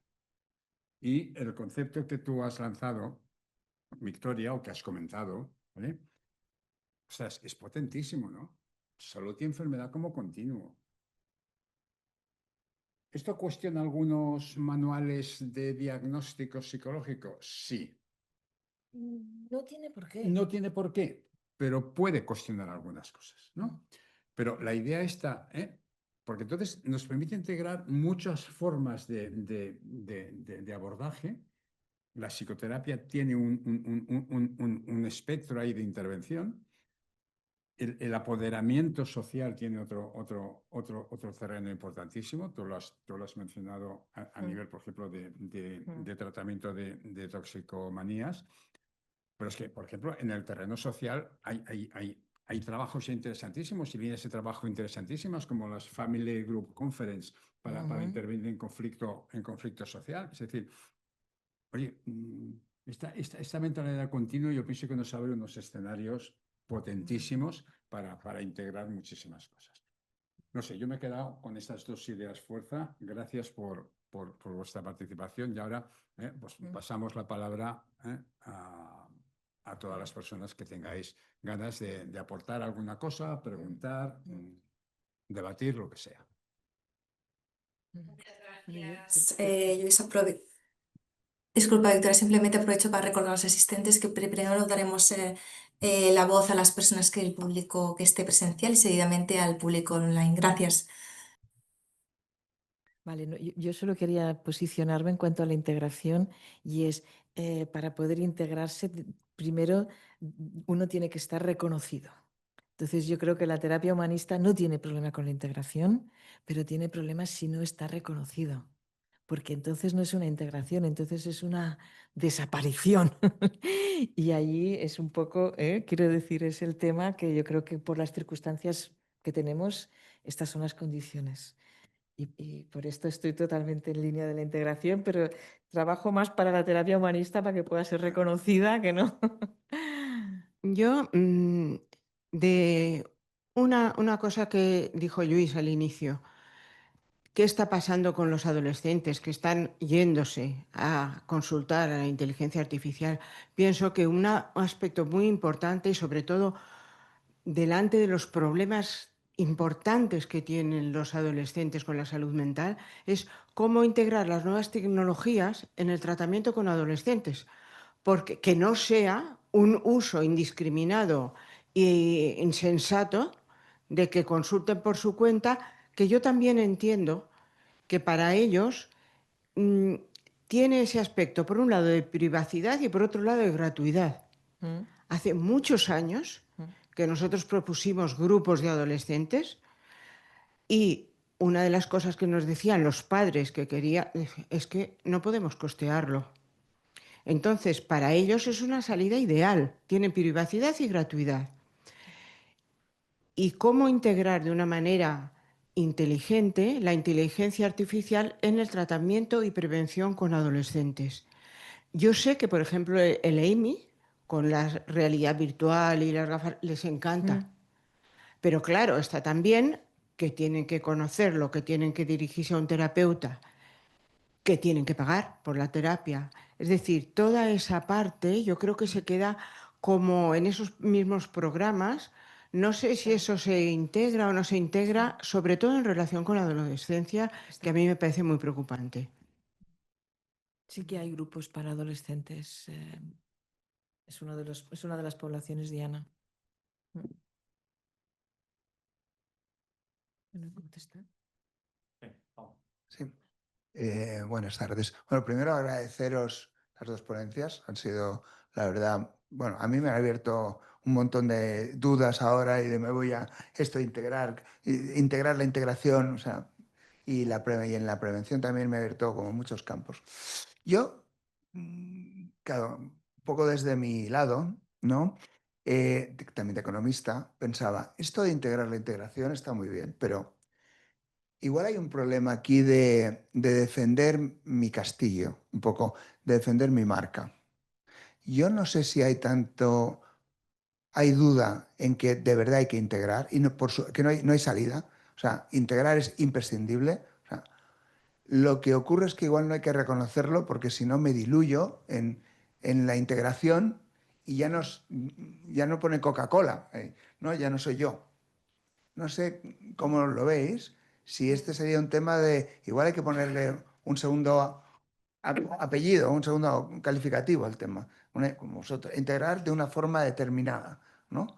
Pero que hay que integrar, yo creo que no se discute. Con lo cual es un poco extraño estas, digamos, desavenencias entre escuelas, cuando, por lo menos en mi forma de verlo, parece obvio. Y respecto a esto si me permites, de la inteligencia artificial y los adolescentes, el otro día, no un adolescente, señor, me decía, estoy muy contento con la terapia, me decía a mí, un cliente, porque lo coloco todo en el chat GPT y coincidís bastante. Dices, estamos perdidos. O sea, si ya nos tienen que validar, y dice, sí, pues entonces ya está. Si me parezco un poco, prueba. seguimos, ¿no? En fin. Siempre puedes consultar en la terapia a ver qué dice. A ver qué dice. Mira, ¿ves? Bueno, de momento no hay peligro porque el chat GPT normalmente le da la razón al humano. Te voy a preguntar. Exactamente.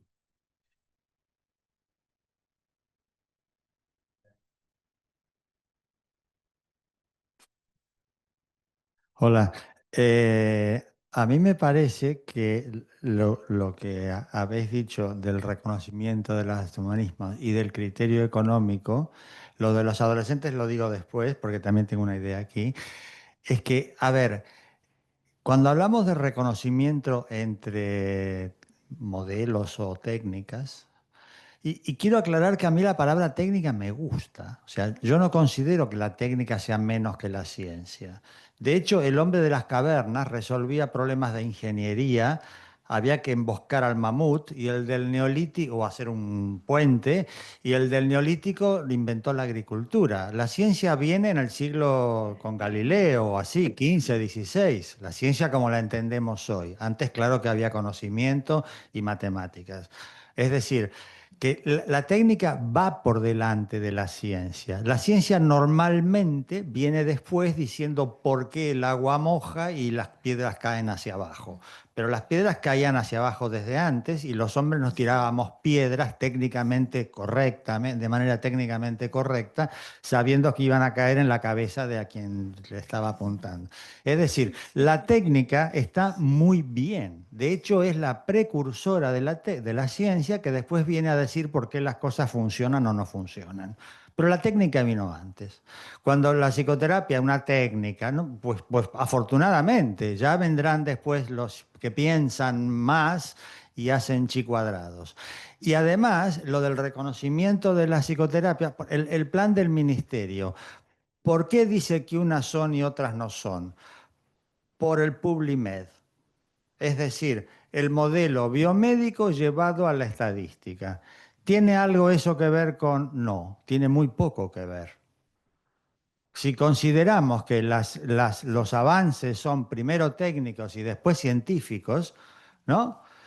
La gente forjaba espadas en un horno y después vino la metalurgia. Es decir, bueno, de estos ejemplos sobran. Es decir, la falta de reconocimiento científico no significa un desreconocimiento. Claro que lo significa, porque en el mundo actual manda el modelo biomédico. Si no, no sería un descrédito de nadie, sería un, bueno, mira, explícame cómo lo haces. Una cosa que entre los técnicos, entre los técnicos, sí, entre los clínicos de muchos años, me acuerdo de haber tenido la misma conversación varias veces, que si hablamos de pacientes nos entenderemos rápido. Si nos ponemos a hablar de complejos de Edipo o de proyectos existenciales, ¡uf! El tiempo que vamos a perder. Vale. Pero hablando de personas, no. Ahí no, rápidamente entenderemos que tú tal es mi cual y etcétera, etcétera, etcétera. Lo mismo pasa con el tema económico. Las marcas son dinero.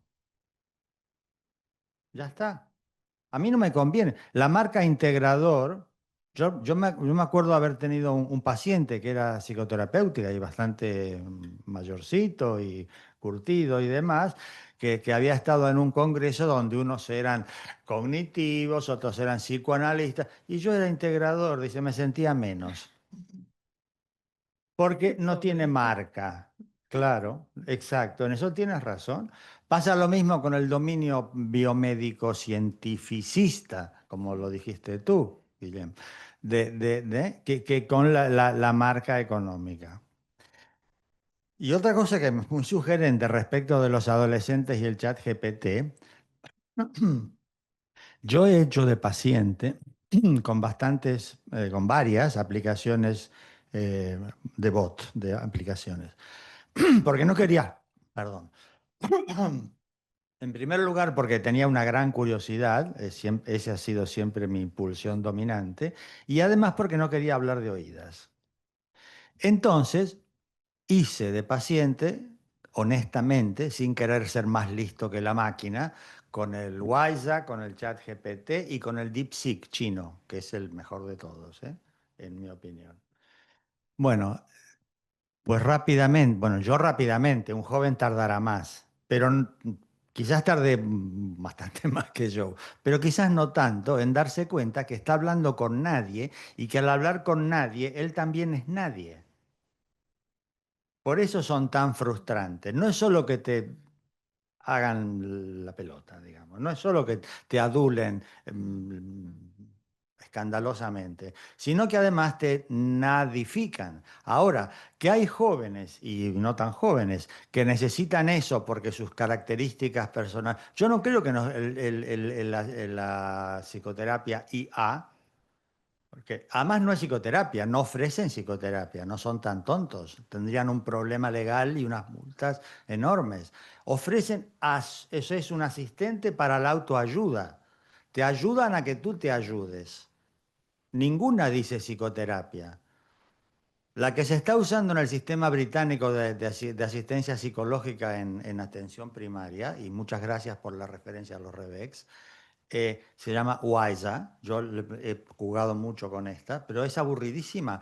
Y apenas le cuentas que tengo un problema con mi mujer o mi hija me mira mal o yo qué sé, ay, en eso no me puedo meter, disculpa, te mando a un psicólogo. O sea, se cuida muchísimo. No son un verdadero peligro ni nos van a quitar trabajo. Sí son un peligro clínico para algunas personas, eso sí, pero profesionalmente no. Y además frustran tan rápido que, en fin. Por eso decía, los adolescentes, claro que les viene bien esto por un tiempo, porque la identidad, aquí no hay identidad, en el chat GPT te infla la tuya alguien que no tiene. Es muy seductor y tóxico en ese sentido, sí, pero no es ayuda, y además no creo que nadie dure muchísimo. Ir al psicólogo también. Yo también conozco gente que le consulta el chat al psicólogo y el psicólogo lo pone a prueba con el chat. Sí, sí. No, no, está bien, es el mundo en el que vivimos. Aprendimos la rueda, aprendimos a escribir, aprendí el teléfono móvil, en fin, esto también vendrá y se nos instalará, ya está. ¿Y que tiene su peligro? Sí. Profesionalmente no. Tiene peligro, y este es feo, para la gente, eso sí. Y gracias por el tema de los REVEC, que en el colegio ha tenido mucha participación en su gestación, sí. en su desarrollo, en su defensa y en su mantenimiento y mejoramiento actual. Sí. Muchas gracias a vosotros por haber hecho este esfuerzo. ¿Me permites, Guillem? No me toca, pero si no hay... Cuando has hablado de los constructos, una posibilidad de integración sería la integración individual. Es decir, cada terapeuta con mentalidad integradora, eso sí, y consciente de qué integración estoy haciendo yo, y eso me permite trabajar con determinados pacientes, a lo mejor, y con otros no tanto, pero esa sería la consecuencia. Es decir, que en la formación de terapeutas invitáramos a nuestros colegas a que tuvieran su... sí, perdón. Sí, iba a decir, ¿sería una posibilidad en la formación de psicoterapeutas que fueran conscientes de cuál es su integración personal? Sí, yo creo que esto sería interesante ver, independientemente de los conceptos más teóricos, ver cómo ellos distinguen entre una cosa y la otra con sus propios términos, ¿no? Con sus propios constructos. Yo creo que conocer eso sería un elemento interesante para los terapeutas que están formándose. Y esto incluso incluyendo no solo las personas relevantes del modelo en que se están formando, sino también otras personas a las que han tenido contacto o cómo ven a los que no son de nuestro modelo, ¿no? Y poder, yo creo que sí, que eso podría ser de interés y creo que en este sentido los constructos, la rejilla y AIMI tienen un potencial en complementar la formación del psicoterapeuta en aumentar su autoconocimiento. Porque yo creo que el autoconocimiento es un elemento de promoción de salud en general, pero para el terapeuta es todo lo que se puede hacer para aumentar el autoconocimiento es necesario, porque, en fin, de hecho, el propio psicoanálisis del principio pretendía que la gente aumentara en su autoconocimiento antes que mejorar el síntoma. O sea, entonces creo que fomentar el autoconocimiento es una cosa fundamental con los instrumentos que haya. Y en este sentido, la tecnología también puede ayudar. Lo tengo más claro con la realidad virtual y Amy que con la inteligencia artificial, porque la inteligencia artificial es como una pastillita que me calma porque me dice lo que espero hasta que me doy cuenta de que no hay nadie, ¿no?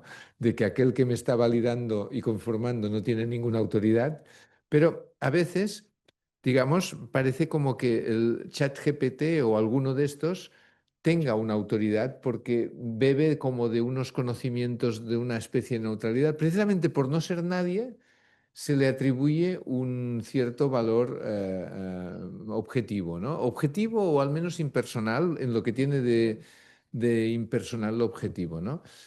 Claro, como en todo, como los terapeutas, también los chatbots tienen el valor que la persona les da. No tiene más que eso. ¿Eh? Entonces, hay personas que le dan un valor, ¿no?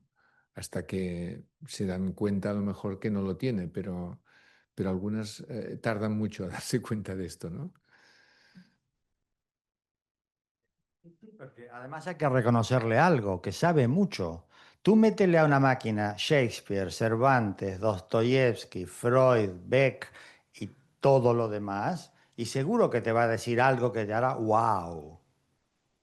No es un tema de, sabe más que tú, que yo y que todos juntos. Desde luego. Si es para decir generalidades profundas, no le gana a nadie. Pero la psicoterapia no es eso.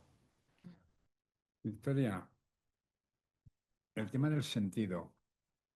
El tema del sentido en la psicoterapia.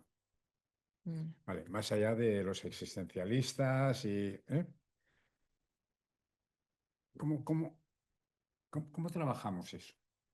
Porque para mí tiene mucho que ver con los recursos. Es decir, a la que yo le encuentro sentido a una serie de cosas, automáticamente los recursos están ahí. ¿Vale? Bueno, no siempre. Bueno. Pero sí, más fácil. ¿Vale? Es decir, siguiendo con los tres sentidos que nos has comentado, ¿no? Primero comprensión, luego saber manejar y luego sentido, ¿no? Lo que a mí me daba vueltas por la cabeza era, o al revés, comprender en relación al sentido que para mí pueda entender las cosas y al final aprender a manejar. Pero cuando hemos comprendido, cuando sabemos el significado de las cosas en mi vida, ¿no? No sé, Sí. me has hecho dudar si esa... Sí, se presenta de esta forma, pero yo creo que es porque el sentido no es... O sea, él considera que lo más relevante es el sentido, no la comprensión y no el manejo. Dice, lo más relevante es el sentido porque si yo encuentro el sentido voy a estar interesada en comprender y si estoy interesada en comprender después podré manejar, ¿no? Si comprendo puedo manejar y lo más de esto es el manejo porque si no sabes lo que haces no tiene...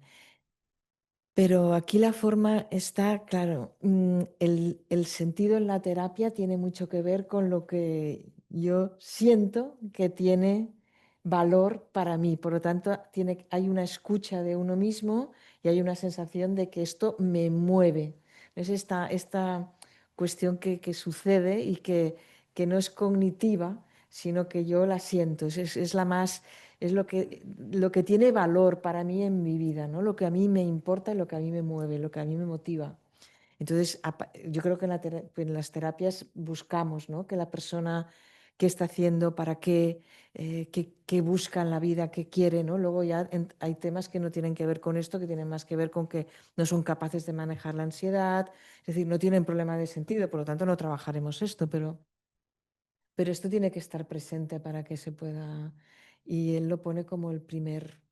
Y después, claro, sí que es cierto que lo vincula con la idea del sentido como sentirse un humano perteneciente a un colectivo, o sea, el ser humano como ser social que pertenece a un entorno social. Es que nuestra vida no tiene sentido si eliminamos el resto de sujetos.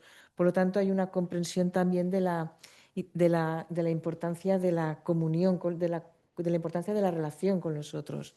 El tema que también aparece vinculado al significado, aunque no en los textos directamente de Antonovsky, pero sí en los que siguen, es el tema, hablan de la proximidad emocional que está vinculado al tema de los vínculos de apego, el tema del apego, ¿no? Que generalmente en terapia suelen haber heridas de apego importantes que llevan a que la persona sienta que desea algo pero que no puede.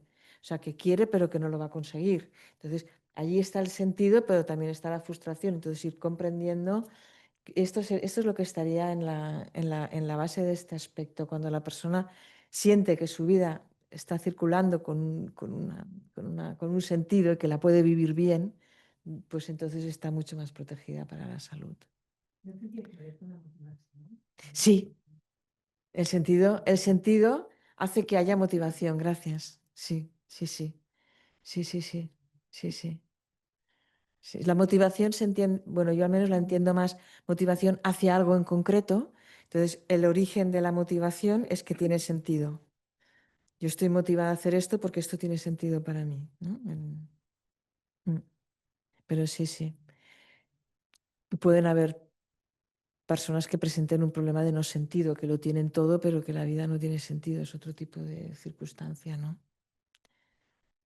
Hace años, Ángeles García Noblejas hizo una investigación comparando las personas que estaban en el proyecto Hombre para salir de la drogadicción con otro grupo similar, es su tesis doctoral, y decía, conforme al inicio presentan muchas diferencias, conforme van avanzando en el proyecto Hombre se van pareciendo más, y al final son iguales salvo una cosa, que los que salen de proyecto Hombre les falta el sentido de la vida.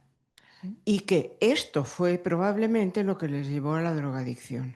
Es la conclusión que saca ella, que es logoterapeuta. Yo creo que también aquí hay una parte muy importante de la terapia que tiene que ver justamente con los constructos nucleares y con el sentido que es el tema de los valores. Y el Sí, tema los de los valores valores, que también el terapeuta sí. tiene que tener muy claro cuáles son los suyos. Mm. Por un lado, para no imponérselos al otro, pero por otro lado, para también saber qué está haciendo y ayudar a la otra persona a que se alinee junto a sus valores, A los propios de la a los persona. propios Que la persona valores, encuentre sus propios claro, valores. que encuentre sus propios valores para que encuentre su propio sentido de la vida. Sí, ¿Eh? correcto. Sí. Y creo que esto es una cosa que se habla poco. Sí, se habla muy poco, porque pertenece tradicionalmente al campo de la filosofía más bien, ¿no? Y es difícil de medir, ¿no? Aunque él hizo un cuestionario donde lo intenta medir con unas preguntas. A mí me Pero sirve, es difícil, es una cosa muy... hombre, a mí me sirve mucho en la terapia averiguar qué es lo que tiene sentido para esa persona para que todo lo otro lo vaya aunando en torno a eso. Es Y a como... veces, sí. sí, y a veces he dicho, oye, ¿qué querrías que pusiera en tu epitafio? ¿Qué querrías que pusiera? Y luego, ¿esto te conduce o no te conduce a lograr ese epitafio? ¿No? Sí. Algo tan simple como esto, Sí. ¿no? Y luego también digo, bueno, cuando hemos hablado en la formación de valores éticos y demás, ¿tu epitafio tiene que ver con alguno de estos valores? Claro que tienen que ver. Entonces, en cambio, es una cosa que se habla bien poquito. Bueno, Sí. yo quería comentar varias cosas.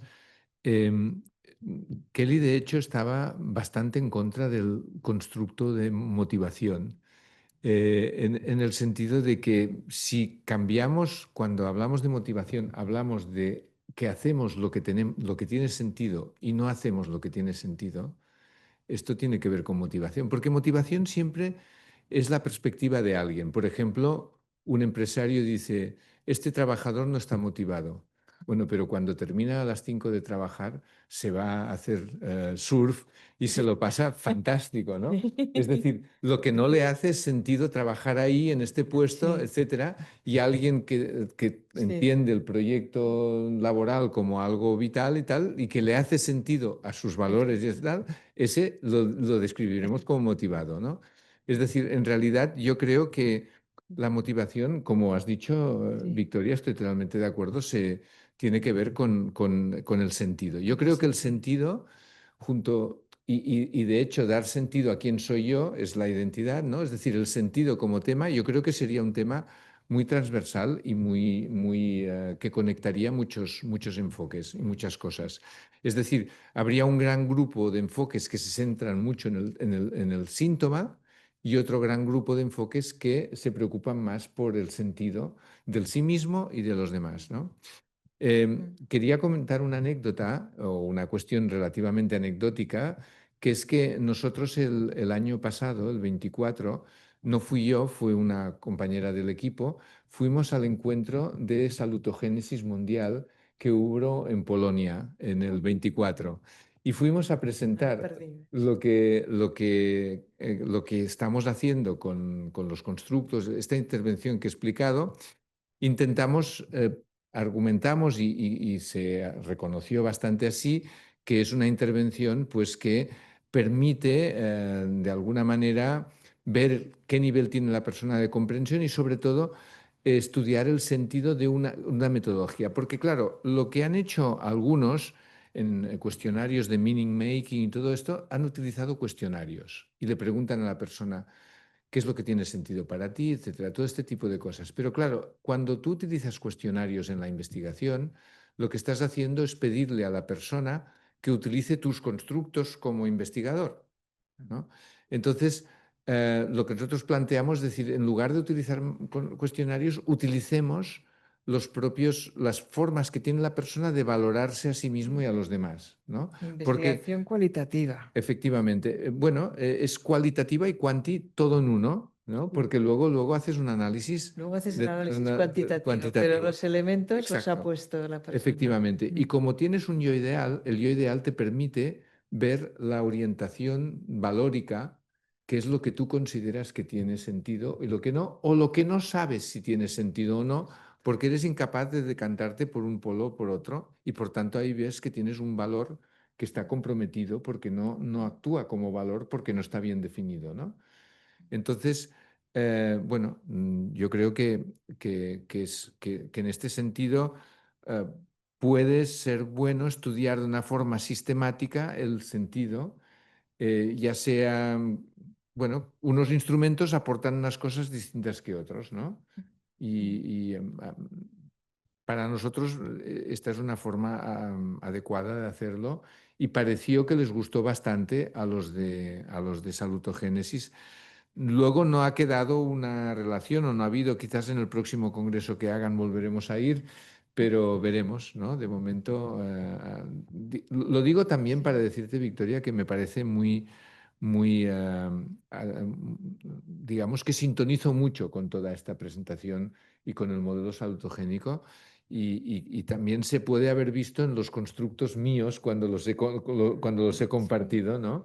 Todo el tema de los recursos y todo esto que me encaja mucho y, en fin, celebro esta coincidencia. Yo creo que con este ejemplo de integración que acabamos de vivir, bueno, Ibas a acabar, ¿no? sí, No, un momento, que tenemos un momento. Que quería contestar. Qué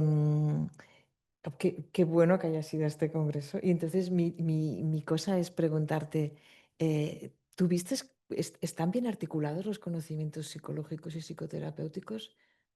Está muy distante, ¿no? Vale, es increíble, hay como, o sea, es como entrado en un campo, toda la bibliografía. Muy breve, ¿eh? Ellos Ujú. ven a los psicoterapeutas y psicólogos clínicos como clínicos y clínico quiere decir focalizarse en los síntomas. Entonces ellos, claro, no conocen enfoques como los que estamos compartiendo aquí, focalizados en recursos, etcétera y tal. Entonces, su a priori es que la psicoterapia es un tratamiento biomédico de síntomas, ¿eh? Entonces, claro, esta es su percepción, entonces es difícil ir cambiando, ¿no? Me pasa lo mismo con los de psicología social, que ven lo clínico siempre como algo de psicopatologizador, diagnóstico, etcétera, etcétera, ¿no? Bueno, en fin, este es el problema. Pues yo creo que es un gran reto, primero porque la contradicción es que ellos lo pueden ver de esta manera y la realidad es que los que están haciendo psicoterapia en los CAPS son precisamente gracias al modelo salutogénico. Es decir, que sin tenerlo ellos en cuenta, en la realidad lo que se está aplicando es en psicoterapia con personas vulnerables. Entonces, yo pienso que la salutogénesis se ha de nutrir, se ha de nutrir, que això és en català, nutrir de lo que es salud mental, procesos psicológicos que sean, es decir, de una comprensión de la psique que sea amplia para que ellos puedan entender por qué funciona lo que proponen y cómo funciona. Claro, esto es lo que a mí me está, por un lado, haciendo, o sea, estoy así con un susto porque digo, ¿pero esto qué es? Y por otro lado, o sea, primero es la sorpresa de que esto sea así. O sea, Tendrás que ir al próximo congreso de salutogénesis. ya, Pero no lo sé, no lo sé. es un tema de Pero- mercado nuevamente, ¿eh? Pero esta vez de mercado intrauniversitario, entre másters de un color y másters del otro. Que en la realidad no colisionan. En la realidad no colisionan, en la pero realidad... no solamente no colisionan conceptualmente, al menos para los que somos del lado psicoterapéutico y además también nunca hemos dejado de ser sociales, sino también desde el punto de vista laboral. No, claro, sí, laboral no. Tampoco. Tampoco. Mm. Ujú. Sí, sí, pero hay como un espacio que está sin cubrir, es decir, unos están aquí, otros están aquí, y aquí lo único que encontré que hablara de salud mental es la diapositiva que he puesto. Bueno, que lo veo como un reto, sí que es verdad, igual. Decía Guillermo antes que las técnicas existían antes de que se invente la ciencia, que mira, bueno, en la práctica están técnicamente funcionando de una forma integrada, aunque desde el punto de vista de los teóricos no lo Correctamente l'assistent. Que hem d'acabar. No, Estoy seguro. Gracias, Ana. Bueno, pues estamos integrados, ¿no? Sí, sí. Bien, muchísimas gracias, Victoria. Muchísimas gracias, Guillem, todos vosotros y a los que estáis en los distintos sitios. Muchas gracias y, bueno, vamos a seguir, ¿eh? Probablemente, como he dicho al principio, habrá una segunda mesa redonda organizada en el País Vasco que se va a centrar en algunos aspectos que han salido aquí, sobre eficacia terapéutica, investigación en psicoterapia, etcétera, etcétera. Muchísimas gracias y buenas noches. Muchas gracias.